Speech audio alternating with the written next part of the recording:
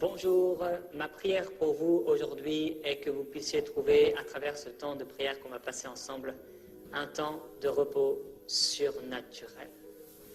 Parfois on est chargé, on est fatigué, on est affligé et on a vraiment besoin d'un repos qui ne peut pas venir simplement parce qu'on a passé une bonne nuit de sommeil ou parce qu'on serait en vacances ou parce qu'on est devant l'océan ou qu'il fait beau dehors, mais un repos que seul le Seigneur peut nous donner.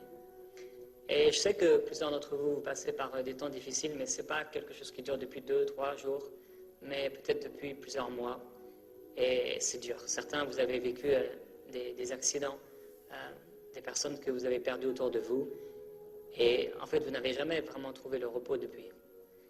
D'autres, vous avez été abusés. Et c'est comme si vous vivez avec cette charge au niveau émotionnel, mental, vous êtes chargé. Certains, c'est à cause du travail, les pressions du travail, ou des pressions familiales ou dans votre couple. Certains, c'est encore le ministère, des choses qui vous tournent autour, des addictions peut-être, des oppressions spirituelles, et vous êtes chargé.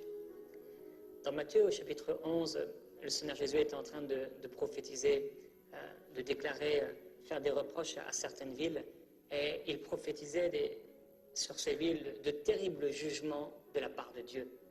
Il va dire, c'est pourquoi je vous dis, au jour du jugement, le pays de Sodome sera traité moins rigoureusement que toi. Mais il va s'adresser à un autre type de personne.